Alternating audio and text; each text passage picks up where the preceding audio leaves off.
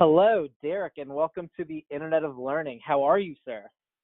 I'm doing great. Thank you. Thanks Have a for good day. joining us. How's your week been? Are you in Manhattan? Have you been traveling? What's the deal? What's the news? Well, I was last week, just a little over a week ago, I was up in Chicago for the record coldest. Oof. It's like, holy smokes, it was cold. 30 below or almost 30 below. And I was like, wow. No, so that's my most recent travel. But I'm You didn't take headed your to the golf warm clubs. I'm climate. assuming you're No, an I did avid not. golfer. But well, that Right. one No, time you told me that you played during the frost, I was like, you're crazy. So you never know. We've had lucky weather in the early January. It was 60 degrees and I played a few days. But here in the last month, it's been wet, cold, rainy, icy, some snow. So it's not been easy for golf. Um, so jumping into this, I've gotten to know you well now. It's hard to believe, but it's been 2 years since we first met, and we talked about some of the books that we've shared, like The Power of Habit. And I've always wanted to ask you this. So why university housing and auxiliaries? Like, you're a guy who could have been a CEO of a REIT or done all these other things. And with all due respect, like, I don't think anyone grows up being like, I'm going to lead auxiliaries and university housing when I get older. So how did you get into this? Um, how long you've been doing it for, and give us some of your background. Yeah. So, you don't, this is a career you don't set out in life to have. I was going to be a school teacher, and I was involved in student activities in the residence hall and became an RA and became, actually at the time, this is back 35 years ago, as a hall director as an undergraduate student at a small regional school. And it's like, wow. And then it was kind of being dumbfounding. My boss was standing there in front of me, and she had gone off to get her master's degree in higher education. And she looked at me and says, you could do this for a career. And I looked at her like, career? I just thought we were having fun. It was like, I enjoyed working with that college student. And I was, so looking back, what I recognize now is that I enjoyed the developmental time period that most traditional college students are in. Cool. And I the learning that they do, there's a tremendous amount, it compares to like the 2 to 5 year old developmental time period. The 18 to 24 is very similar in critical elements for future life. So your relationships, your values are being formed. You're stepping away from your family unit, and you're on a college campus exploring and digesting so many other things, culture and people and friends and ideas that are really just inviting. And I was, addicted to it. Like I said, I was going to be a teacher, but that really triggered something in me. And then the power of impact, so I have colleagues that they spend all their time working hands-on with students.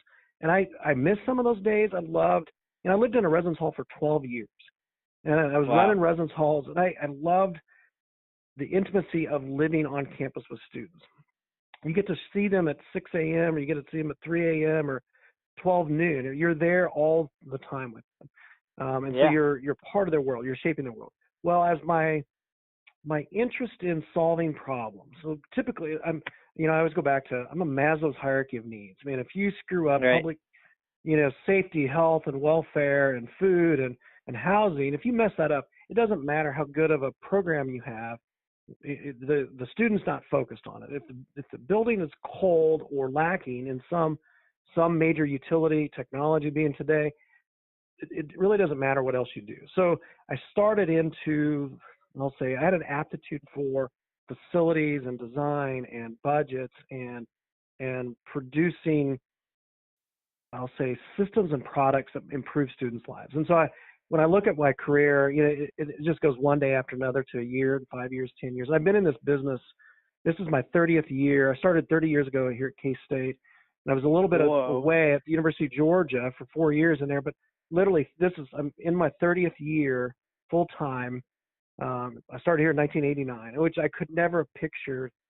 I've had 6 different jobs here at K-State, from a hall director to an associate vice president, and I'm not, it just floors me that I've been able to find myself, raise my family here in this community, and be a big part of this campus culture. And it's been fun. so I've got a follow-up question, but one of my takeaways from that, you said that the development of an 18 to 24-year-old is very similar to that of a 2 and 5-year-old. I've got a 2-year-old at home.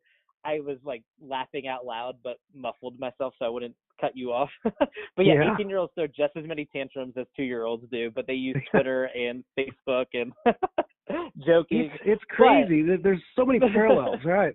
There are. When you think about a 2-year-old, those 2-year-old tantrums are about independence and identity and choice, and that's exactly what an 18-year-old does when they come to campus. I mean, they're looking for their independence. They're looking for their choices in life, and sometimes they don't have all the skills to communicate those things. Like a 2-year-old maybe is learning to communicate some verbally. College students that are growing into adulthood also lack good communication skills. So it's little similar parallels when you think about it. Well, I love the analogy because the way I look at this is technology has changed the way we do certain things, but we're still doing those certain things, if you will, right? We're still communicating, but instead of by phone calls, we're doing it through text, emails, Twitter, and Instagram. Instead of writing notes, we are posting on Reddit walls. You've been there for 30 years. You talked about how you've gotten to know the students in higher ed through Akuho and NASPO. We talk a lot about the modern student. Well, in the 30 years you've been there, what are 2 or 3 things that haven't changed about the student? And what are 2 or 3 things that you are just amazed that has changed so drastically with that modern student, if you will? Right. That's a great question. And I pondered on that a little bit. And what I would say is still the same. And I still, I'm a first generation college student. And I still believe that education, whether it's 30 years ago, 60 years ago, or today, is still the variable that changes my life, my children's life, and my children's children. When you think about a trajectory of life, education is a commodity. People come from all over the world to the United States, to our campuses, to learn and grow through our education system. It's still one of our most, I'll say, coveted resources, education. So when I started, hopes and dreams are alive on college campus, and that's also why I love it. I mean, there's a lot of energy and there's a lot of dreaming going on it's easy to motivate a student that has a dream, right? It's like, oh, you need to do better in class because it's going to lead you to your future. So that's a consistent thing. Now the delivery of that is different, and I think that's where some of those changes, and that's, the disruption of higher education is the way we get education is changing. It's not as much reliant on just on campus in person. I mean, there's so many deliveries through technology of content. Now I still struggle obviously with the human interaction, maybe not as fulfilling to me. Maybe it's just my own biases that I love the in-person connecting and seeing the full range of emotions and body language and all that kind of stuff that is there still through mediums with technology, but not, once again, my opinion, not as rich otherwise. But I think, other things that have happened with our college students, I think the role of parents has changed significantly. So, I went away to college 35 years ago. My mom, and I was second. My brother went first. So I loaded my car, drove off to campus. My parents didn't come for the campus visit. They didn't come when I moved in. They just basically launched me and said, go. And I had to figure it out. I had became my own advocate, and I really was on my own, and that was great. Today's college student comes with, not just parents, but other family members that are investing in that person that's on a college campus. And they're intrusive. They're invited into, the university invites them into the business of teaching their children or their student. And it's different. The expectations are different. It ramps up the level of, expectations and delivery of, problem solving. And consequently, I think sometimes our students struggle with developing, their own skills and identity independent of everybody that supports them. But that's kind of my bias a little bit when it comes to today's student. No, but I think it's fair. I think Yeah. with how much technology there is, and just in general, the way parenting has changed totally impacts our Right. students. I mean, you and I have talked about this on the golf course a couple of times in terms of just how parenting in general is just so different. And I guess Mm-hmm. since you're so involved on the housing side of it, I was recently at another university in Kansas where we were looking at their device trends between 2009 and today. And it was Mm-hmm. amazing to see how different of a world it was just a decade ago. Mm-hmm. So, for example, that university had over 1,400 gaming devices alone, where connected Wow. gaming didn't really even exist 10 years ago. Some of the Right. stories I heard were parents were calling, being like, "My son can't watch Netflix at night. What is wrong with you?" Mm-hmm. And so I guess the question I have is, how has technology changed the student living experience? What are some of the trends you're seeing? And also, what are some of the innovative ways that you've used technology to not only modernize the student experience and the at-home experience, but maybe to give you a better sense as to what's going on within your housing infrastructure? Right. You know, technology is no longer, I used to say technology, that the in-room experience for our students, I used to kind of classify it as entertainment, and it is Right. the Netflix and the Hulu and all that business, but it's not. Today it's a utility that delivers content and education and communication. I pulled, it's been not even 20, 15 years ago, we pulled all landlines out of the residence halls. People are Right. crazy. I said, no needed. It's why waste it. 6 years ago, we cut all cable to student rooms. And the director of our campus television was like, well, you're crazy. I said, it's a wasted utility. Nobody wants cable the way it was designed and the way we're delivering it. The internet's delivering all their means of connections and engagement through the internet.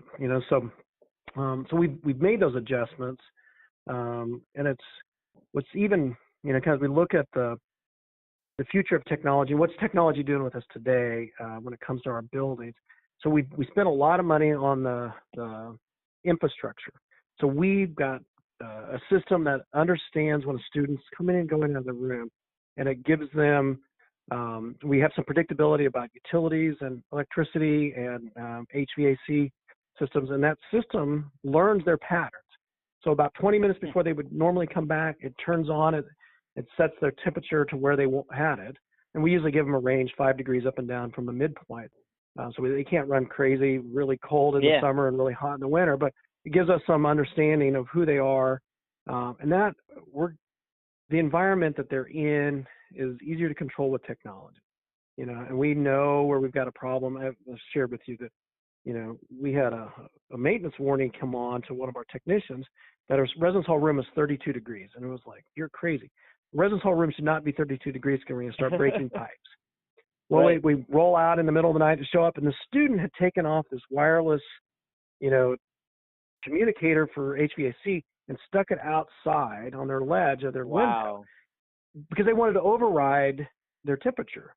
They knew that they could just,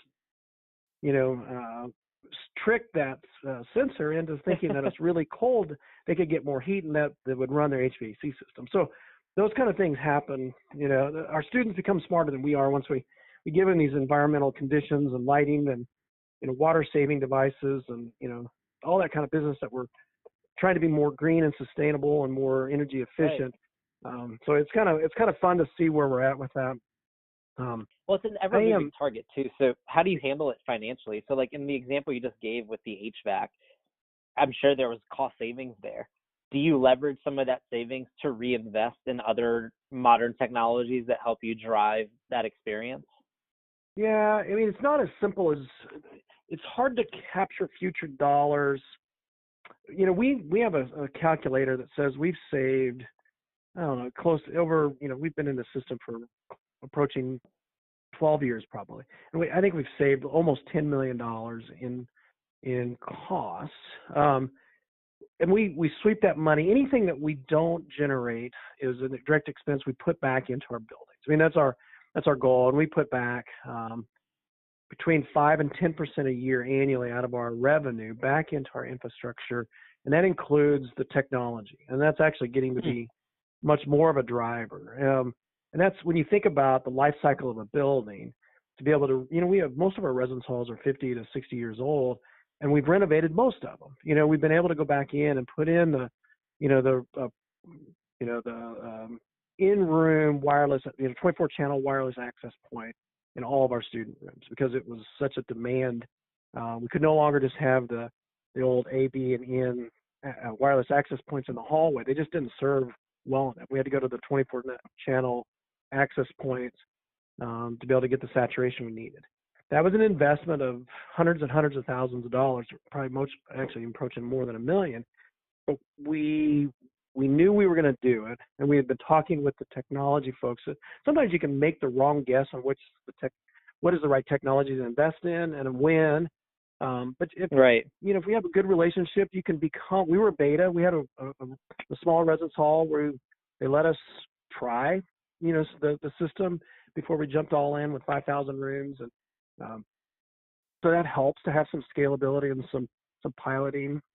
And we even tell the students going in, say, hey, we're trying this, try to break it, And so we actually put it in our honors house. And those students like to do stuff like that. So you invite them to the table to say, we're testing this system out.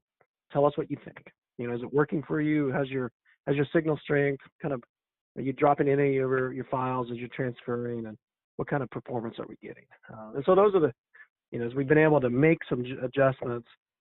You do a little bit of a pilot, and then you figure out what the investment is, and then the time frame that you can get that investment in. And then I always ask our IT folks, I'm like, okay, are we getting a 3-year window here? Are we getting a 5-year window here? When do we have to reinvest again?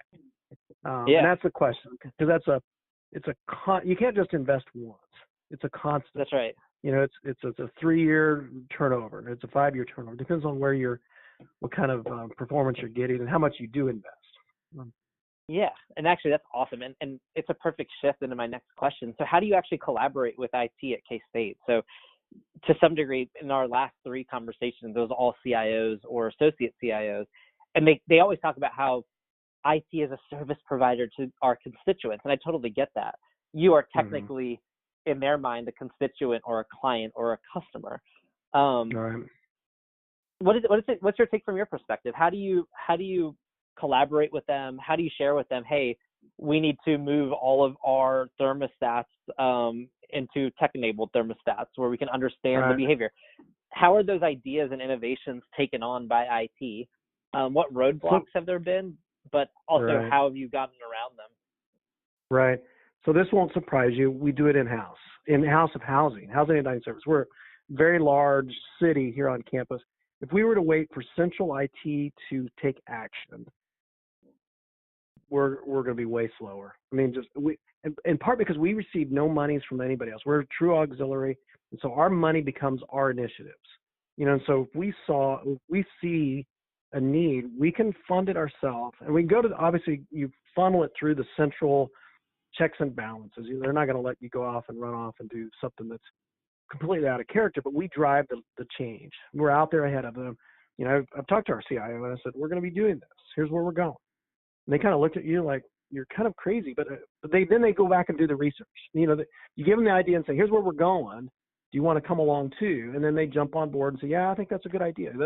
They like it that we're out there as well. They've got a scale as well. So if we're the pilot for some of their initiatives, you think about a main campus CIO, and if there's no money from their central pot into the game, it's probably simpler for them. So that's the workaround for us, and we're an abnormal department. We've had the kind of the solve your own problems kind of a mentality forever, and because of our leaderships that we've had over the decades, we've had some. I remember we were pulling Ethernet in 1993 into student rooms.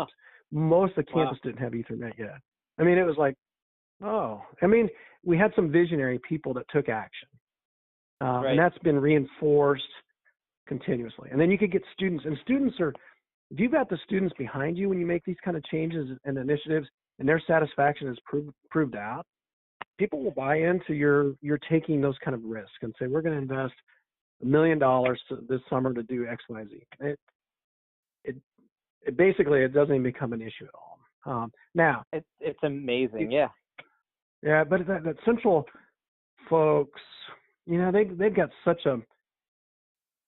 got a lot of other demands. So, you can be their good partner and just say, here's where we're, you don't want to abandon the relationships that you have with Central IT, because they do support the main backbone, and they do, advocate on behalf, if they're buying big access to, our CAN-RAN network, or, our redundant network through AT&T or something like that. They still have to be part of that negotiation, but they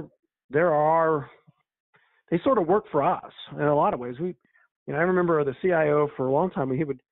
We invested in, I don't know, 50. The university had 30 megs or whatever the quantity was back in the 90s, and we bought half of it. That was for our residence halls. And wow. when the price would drop, the CIO would say, Derek, what do you want to do? And I said, buy more.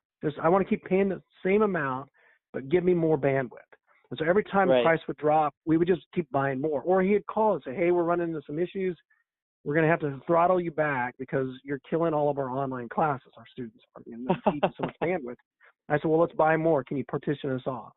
Or can you give us access between 10 p.m. and 6 a.m. when it doesn't impact your distance classes? Let's make a trade here. We'll take a little lower bandwidth speed in the daytime, and we'll get a larger pipe in the evening. And those are the kind of conversations that we had over the years. And as we made investments, they were helpful to have as part of our partnership. Well, I love everything you just said for a lot of reasons. So one, in our last podcast a couple of weeks ago, Jessie Minton, the CIO of Oregon, talked about how there's a lot of focus on centralization of IT, but her caveat was it's not about centralization, it's about rationalization of IT. And she said in certain functions, it actually makes sense to not centralize and to say decentralize. And I think the example you just gave is exactly that. You're hyper collaborative, you're a partner to IT, but you're also self-funded. There's ways that you've created efficiencies, and to them, you're a testing bed, right? You're a testing ground for them. I love it. We haven't talked too much about finance and money, and I think it's interesting because you're self-funded. So as you look to the next 3 years, what are some of the technologies that you're going to invest in? How do you rationalize the spend on those three things? And I think that's the two pieces of it. So how do you fund innovation, and what are you looking to invest in next? Right. Yeah, that's a good question. I mean, costs are such a critical issue right now. Affordability and access is critical to us, and so we're doing some renovations. You got to look at where your big expenses are, and so we're also food service. And so we've been doing some very careful either new builds of dining centers or renovations. We're getting ready to do this summer another renovation of our largest dining center, where we're really looking at the consumables in there, water and food and labor. And so how do we become more efficient using technology to make better decisions, in those areas? I mean, our food service budget is $25 million. So if we can save $3 million of that, we can reinvest that $3 million back into our students' experience in some other way, or we could give them longer service, better hours, maybe more choice. Diets are getting really crazy, so how we can perform a little bit better by saving and being better at predicting what a student's going to want, and sourcing, and using. I get a weekly report of the vegetable prices and fruit prices from basically the southern United States, California, Texas, Florida. We get a report, and we understand what we're going to try to source, and what's going to be on our menu is based.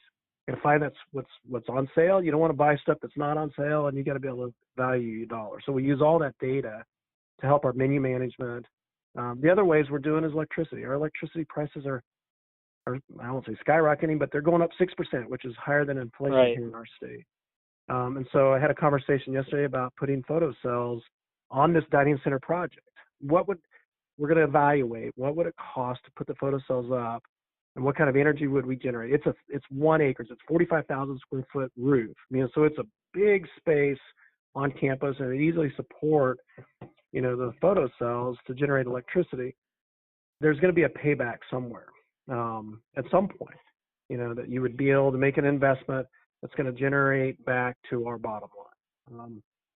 So I think those are the things. Water is also a big issue in the Midwest. Right now we've got rain, but 3 years ago we didn't have rain. So how do you save water?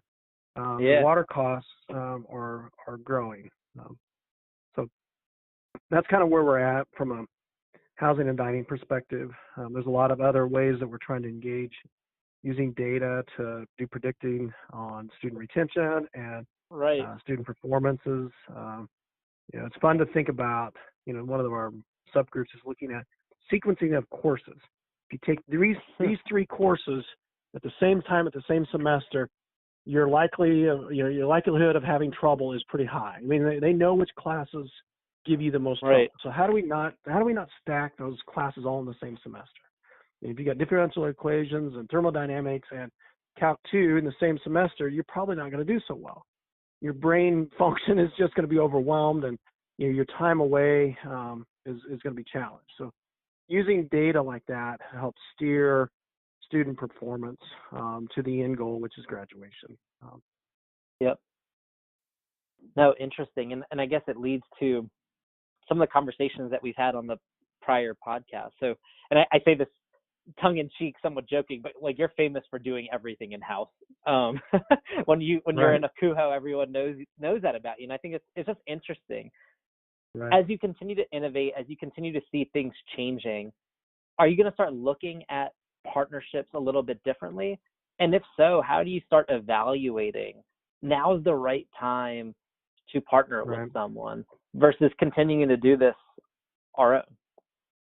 It is a balance. What I would say, the reason we in-house everything. I mean, we do literally just about anything that you can imagine. We do. We have our own elevator repair people, and so we have 78 elevators in our housing system. We have 2 people that just fix elevators. I mean, that's their job. Keep them running.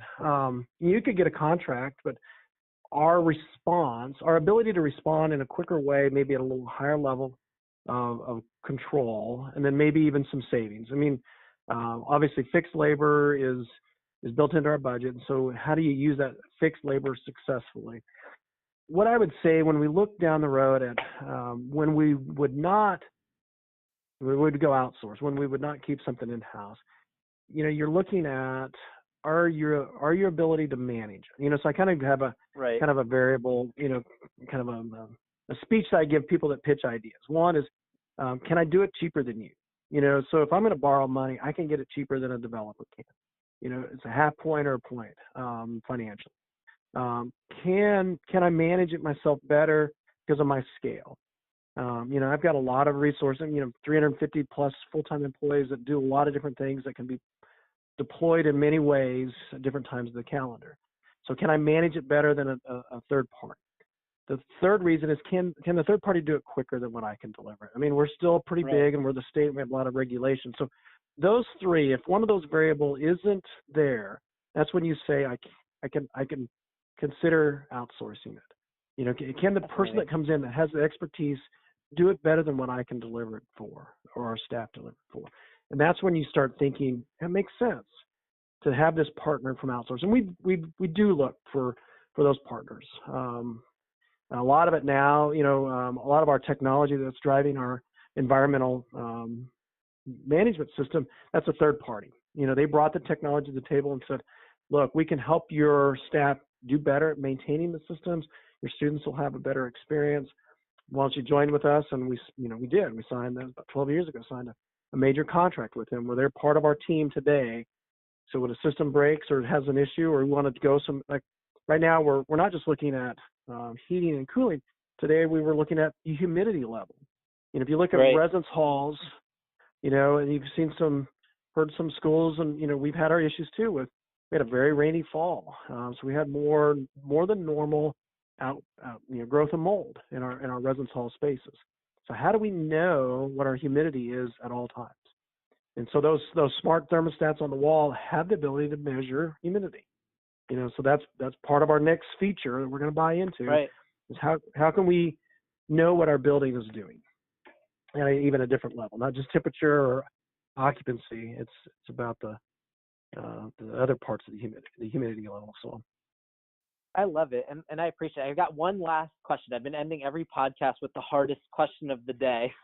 Yeah. and then well, thank you for your time. So, hardest question: what is the one funniest or craziest or most outlandish sales pitch you've ever received in your 30-year career? Well, I mean, it's kind of embarrassing because this was one where the question triggered a lot of thoughts, and I've had all kinds of random things happen. But one of them that came along was a company that wasn't called Redbox but became Redbox came to us and said, "Would you want to be part of a vending operation that would distribute movies through a vending machine?" I'm like, so we looked at it and like, no, that's crazy. No one's going to do that. We had our own movie checkout, system in our convenience stores on campus, and we had a Blockbuster, literally a couple blocks off campus. And nobody's going to do it. You can't keep the inventory, in my opinion. You couldn't keep the inventory up to date, and nobody's going to come in and pay, for that. And then they're going to run off with it. The students are going to steal it, Well, that company turned into Redbox. And it's like, oh, shoot. So after that kind of came along, I reached back out to them and said, hey, it looks like Redbox is going to go. It's going to be something that people are going to want to do, and students are starting to ask for it. And, they came back and said, well, we've already got about 7 or 8 red boxes in your neighborhood off campus, so we're no longer interested in it. Like, that's it. No. So that ship sailed, right? So when you think about the missed opportunity there, it's like, oh, shoot. So sometimes that technology, I love it. You miss guess.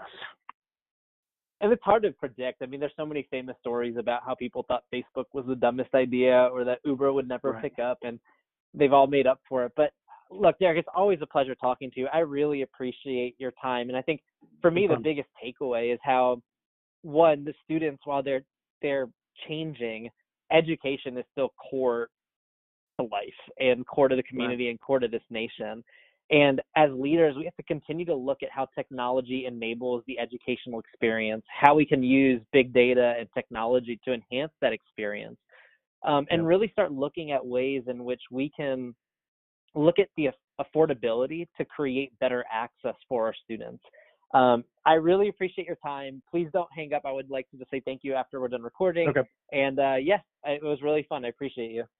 Thank you. I've enjoyed it.